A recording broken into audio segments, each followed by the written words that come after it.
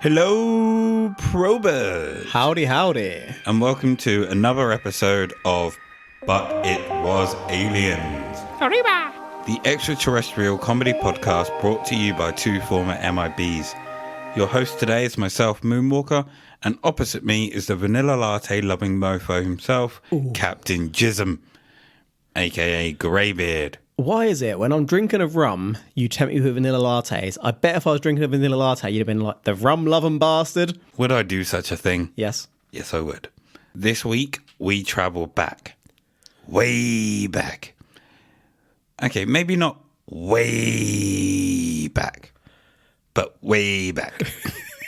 1988. Can I ask a question, please? You may.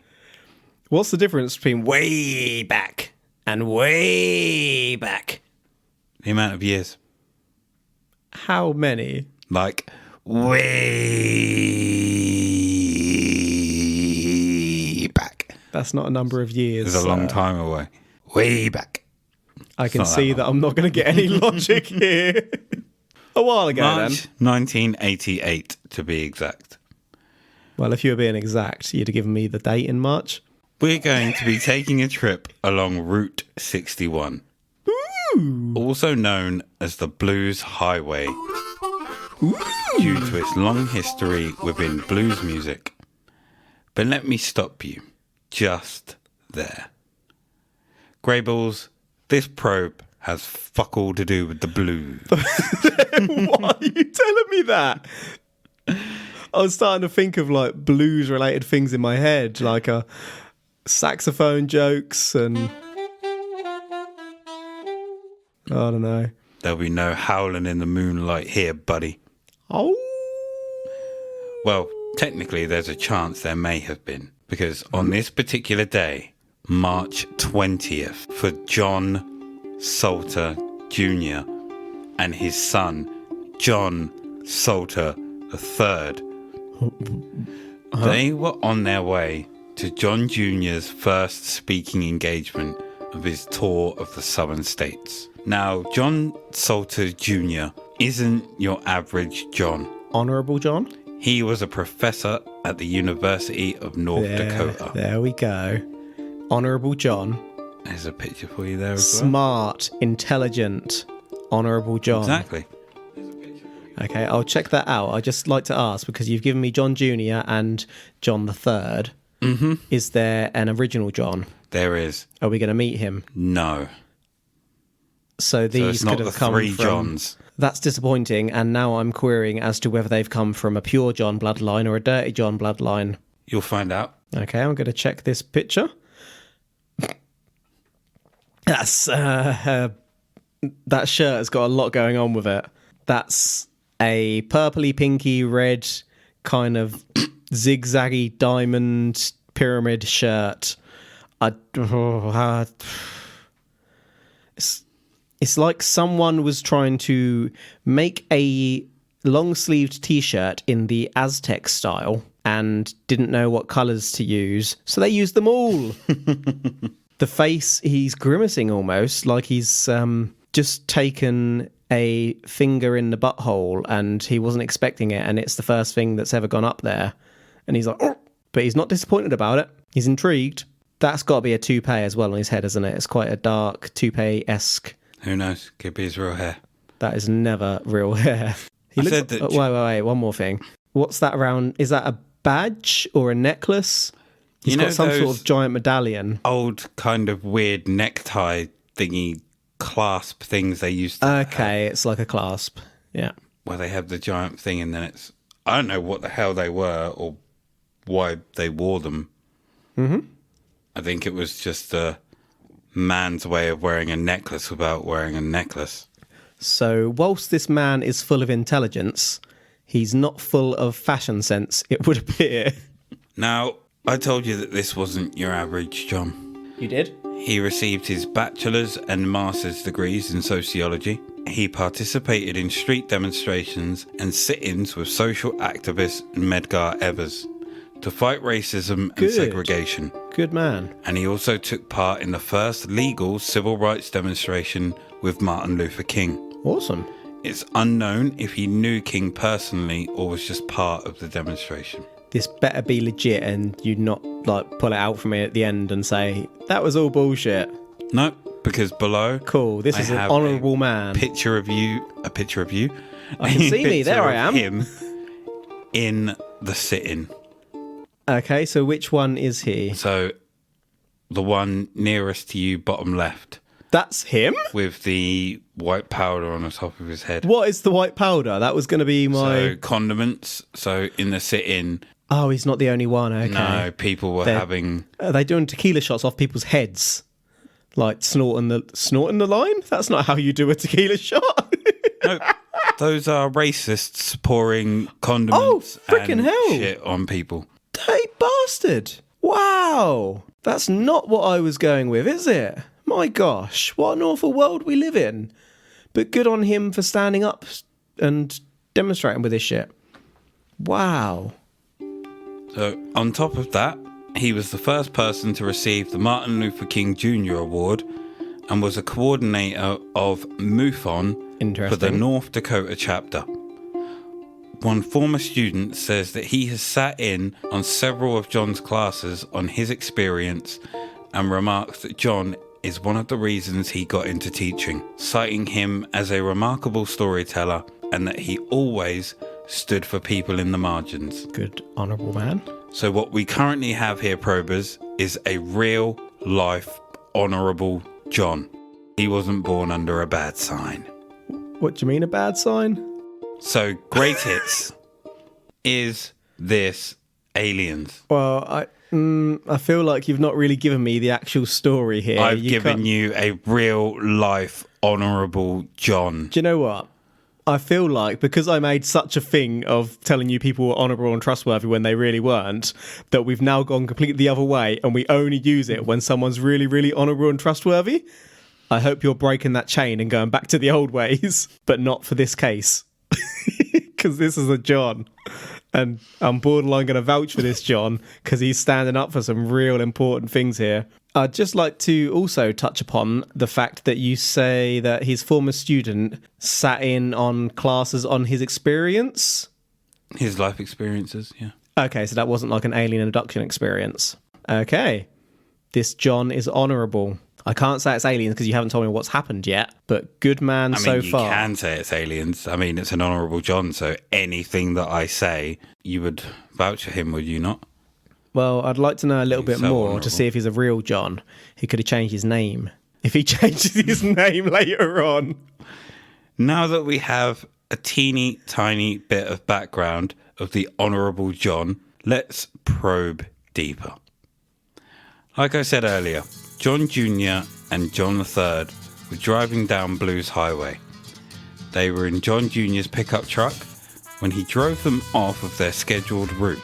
After about an hour and a half later, they noticed they were going in the opposite direction. Why did they only notice about an hour and a half later? This was double amnesia. Pokemon, son. Gengar used double amnesia. Charizard forgot all its moves. Oh.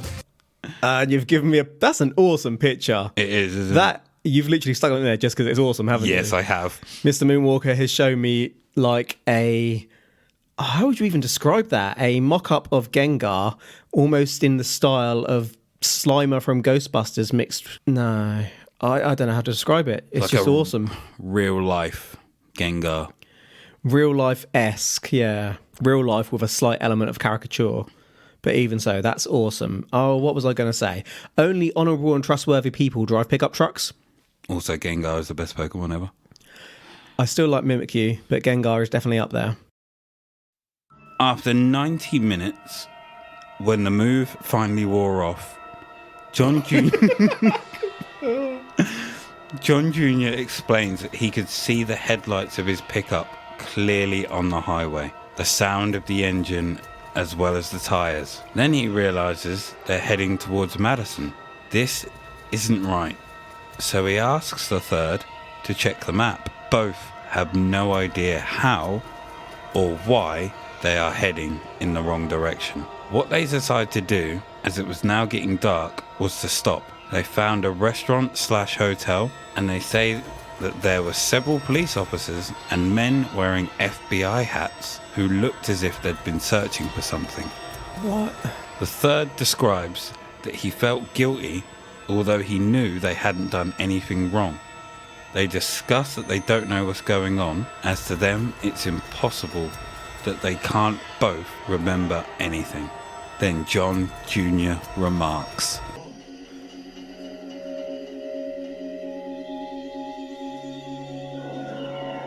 If this were Navajo country, I believe this could be witchcraft.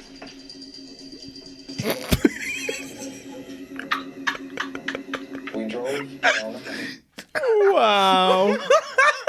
I believe this could be witchcraft. He sounds like Napoleon Dynamite's brother. How many times did you watch this? "At least 7. What did he say? It could be witchcraft. I believe if this was Navajo country, it could be witchcraft." But it's the way he looks up at the sky and grabs the briefcase after. If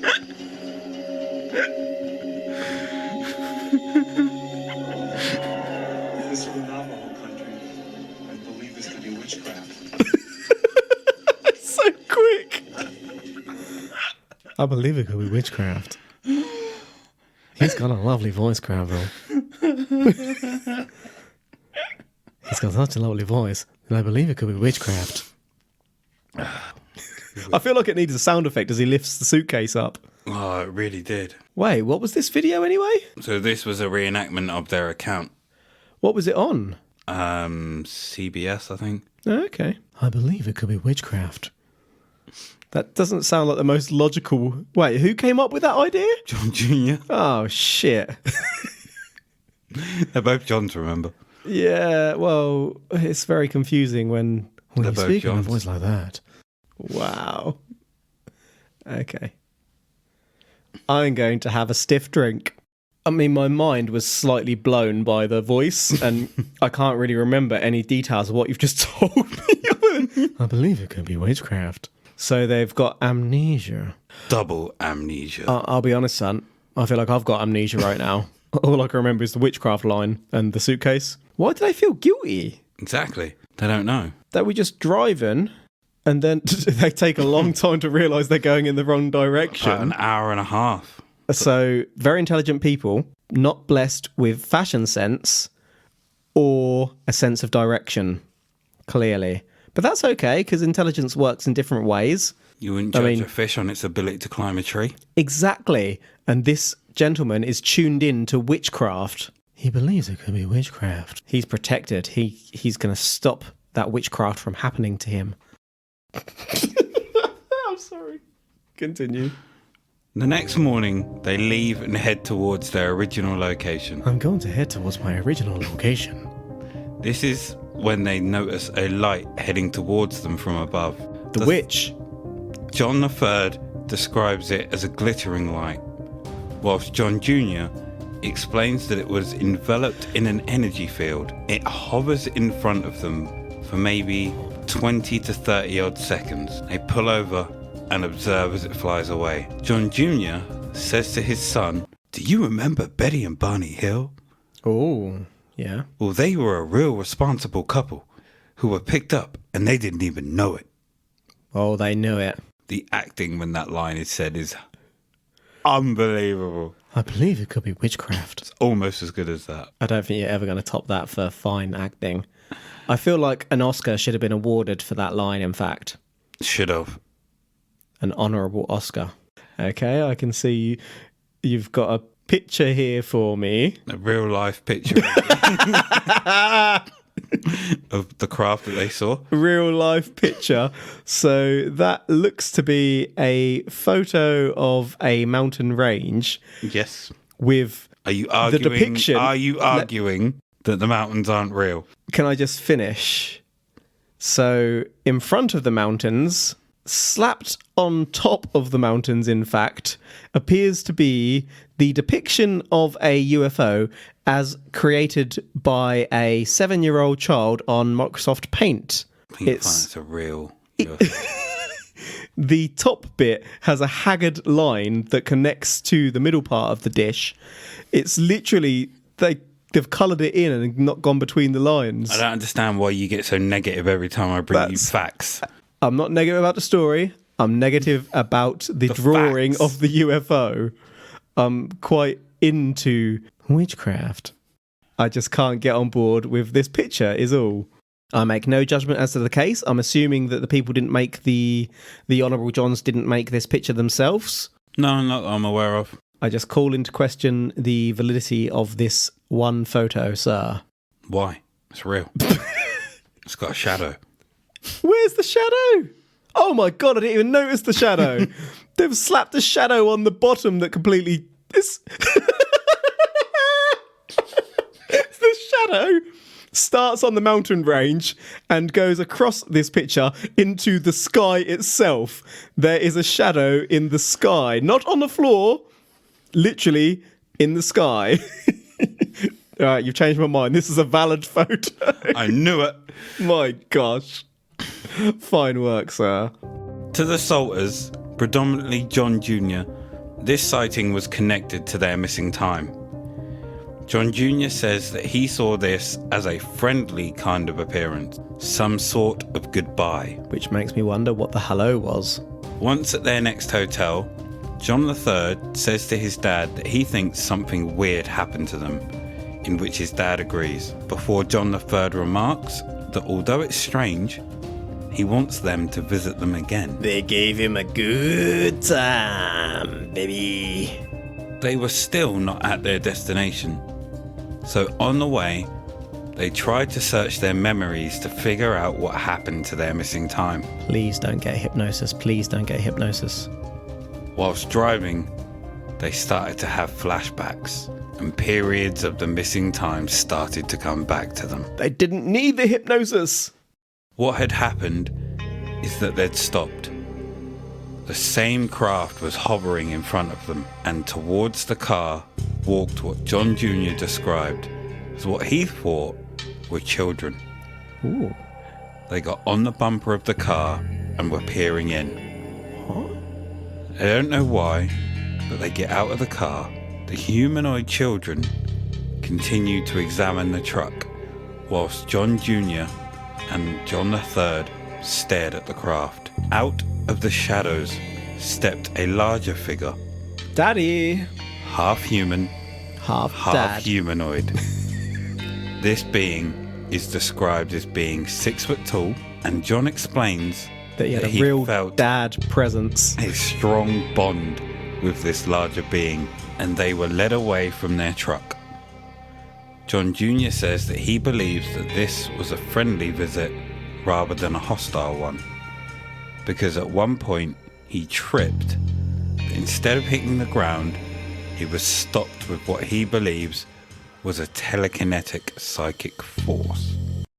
Telekinetic aliens. I'm in. I see nothing in this that makes me question anything. Why did he assume they were children? I mean, I acknowledge the fact that we've had a 6'1" come out, but height could be completely different. These could be Benjamin Buttons. They could be born big and get smaller as they get older and wiser. Quite possible. He's probably just going off of what he knows to be the size of a child. We shouldn't be applying our Earth laws to that which we have no understanding of. But you're not immediately going to apply space laws, are you? Or alien laws? Well, you're going to go with what you know. I would respectfully argue that you shouldn't make any assumptions either way. But your brain is naturally going to go to what it goes to. Figures. Why you got to put an age on them? It's going to look Figures. towards what it knows. I believe this could be witchcraft. I'm starting to turn into a president saying that. I believe this could be witchcraft. You've turned slightly into a farmer. Witchcraft. I believe this could be witchcraft. We will stop the witches. Well, I believe. I don't even know what that was. I believe, Kevin, Yes. that it could quite possibly be witchcraft. I believe that I am level 3 in witches. Hoggity boogity. Your heart pops out of your chest. 3.5. Dum, dum, dum, dum. So John Salter Jr. and John Salter III were led into a room with curved walls Were they furry? and were placed into a chair. They were aware of what was going on, but they could do nothing about it. John III explains that he wasn't strapped down, he was just immobilized. John Jr. claims that after a tertiary examination, a small implant was placed up his right nostril Oh, that's grim. and an injection was placed into his neck Thank God. and another into his upper chest. There are worse places you could get an injection, I'm just saying. John Jr. believes that these were all related to 3 glands within the body that regulated growth, metabolism, and immunity. The pituitary gland, the thyroid, and the thymus gland. After the injections, John Jr. felt a sense of bonding with the aliens. He even says that during the whole event, he felt it was a very pleasant experience and that he felt it was a friendly experience. Oh, man. This guy is supposed to be intelligent, right? He's clearly aware that he's just been drugged, but he doesn't recognise it. He's had injections in 3 places, and he's like, I really enjoyed it. I had a sense of bonding. He doesn't click that he's being manipulated and drugged to mess around with and fiddle with. Not by aliens. Yeah, he's just naive. Oh, they're my friends, yeah. Did he enjoy getting injections? Quite possibly. That's dirty. Like, who enjoys that? Depends. I quite enjoy getting a tattoo. You dirty. You're so dirty. As they were led back towards their truck, John Jr. felt an overwhelming sense of sadness that they were leaving their friendly probers, and this is when he heard the message. We will all see each other again in another place and time. Several weeks later, John Jr. started to notice changes to himself after this pleasant encounter. For example, his fingernails, which he trimmed once every 3 weeks, now had to be trimmed once a week. His hair began growing more rapidly. Evidence! His eyebrows were starting to become thicker, and his facial wrinkles began to disappear. Ooh, Benjamin Button. He developed a very strong need for protein Oh, is this you? and had a craving for green peas. Not you. Ho, ho, ho. John Jr. also smoked around a pound of tobacco a week, but in the middle of May, he found himself stood in his office, and it dawned on him he hadn't smoked for 24 hours. 24 whole hours. He's clean. 24 years I've been living next door to Alice. Alice? Who the fuck is Alice? I have no idea why that came into my head. Yeah. Since then, he hasn't smoked since Told you. Clean. and hasn't suffered a physical or psychological twinge. What's a psychological twinge? Probably cravings, Craving the poon.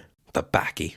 John III, who had very little body hair, Hold on. How do you know that?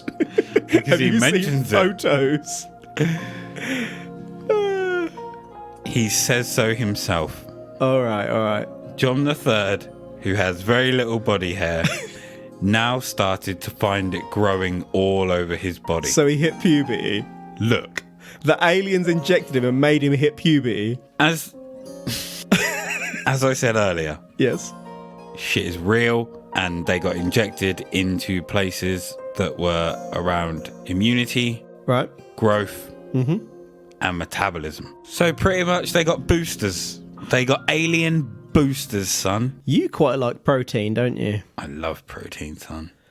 Give me protein. You know that time when I like you... protein. I like protein too. Protein. Protein. You know that time you were in the taxi and you were sure there was someone with you, but there wasn't? Oh, the time I saw a ghost. Yeah, maybe that wasn't a ghost. Maybe that was something else that injected you. And now I have cravings for protein. I mean, back then, you used to have short hair and no beard. Think about it. It's quite true. And now you've got lengthy hair. I was also quite scrawny. Yeah. But now you love protein, you've got a beard, and you've got long hair. I do like peas. Oh.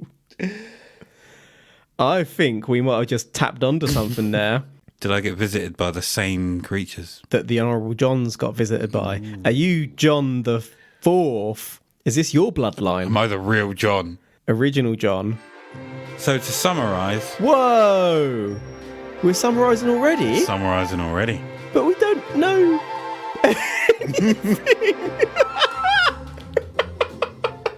There's no, like, follow on from this. He's just I like... just told you, Dev, he's now got a taste for protein. What happened when he got the injections? He stopped smoking.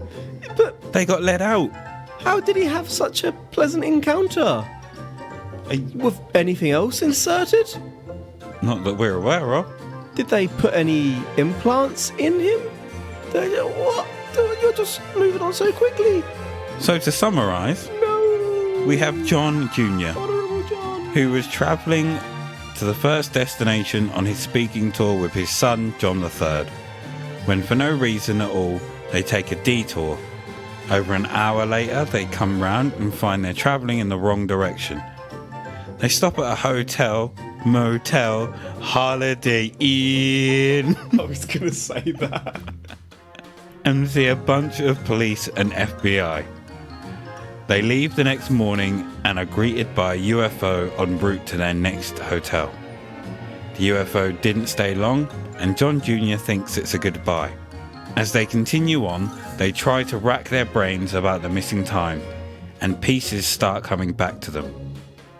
Within their restored memories, they were stopped by the UFO and surrounded by small grey aliens who seem quite inquisitive, before a 6-foot grey appeared and led them all off like the Pied Piper. They went onto the ship and into a curve-shaped room. Both Johns were placed in a chair and couldn't move. However, they weren't strapped down. They were then injected in 3 places, connected with glands in the body, and then were let out of the craft and back to their truck. As they were, John Jr. became very sad, and he was given a message that they would meet again in a different time and place. Right. Slight question. Is it slight or is it a question? It's slight. So it's a question. Very confused by that response. Anywho, if you were spending the evening with someone That sounds more like a question than a slight question. and you had a nice time and you said goodbye at the end of the night, does that not count as a goodbye? And would you then need to turn up the next day and just stand there in the distance? Is that how you say goodbye? Because that's basically what these people are indicating, isn't it? They saw the UFO the next day and that was the UFO or the alien saying goodbye. That not a little bit overkill? What if the aliens were like, we're going to go pick up someone else now. And then they got to the van and they were like, shit, it's them again. We better leave. We've already done these guys. And then they leave. And they've just misinterpreted it as goodbye. Yeah. And they were like, fuck it, we're out of here. That to me is more believable, yeah. I think it's very unusual to assume that just because you've seen something, that's a goodbye. Mm-hmm. So you've summarised here. I have. Do we have any evidence? No.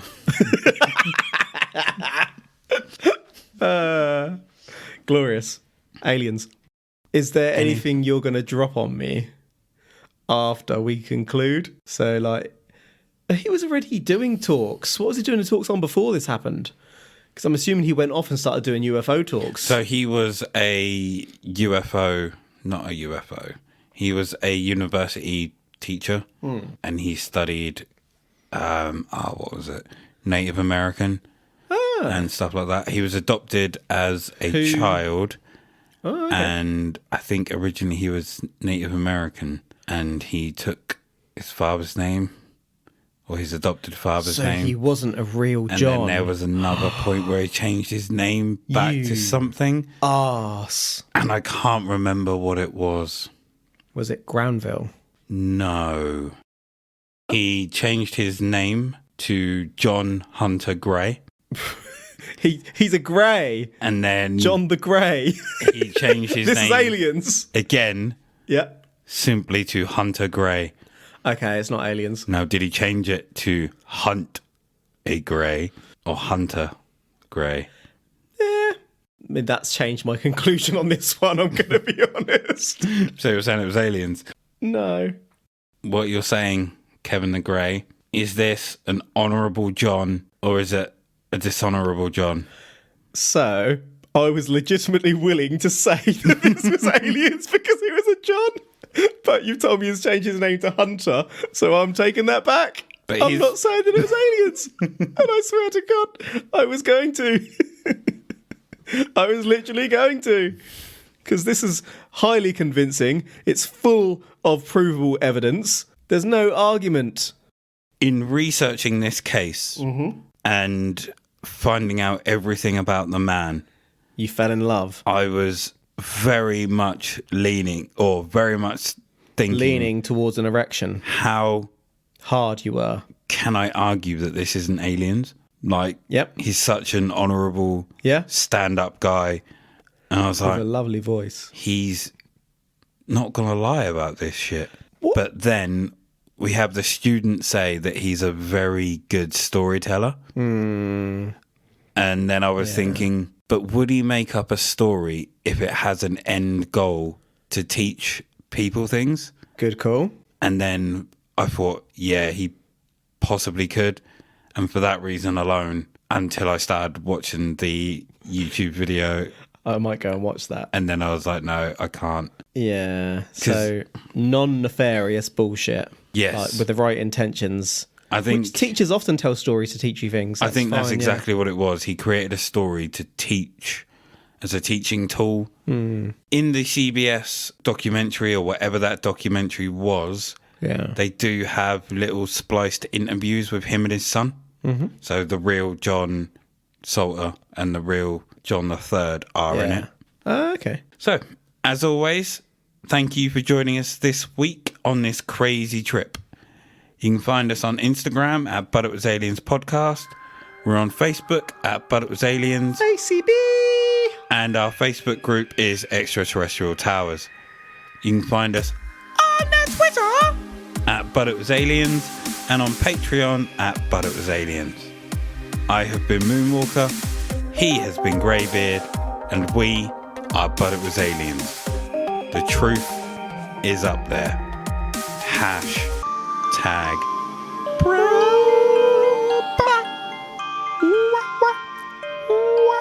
Probe.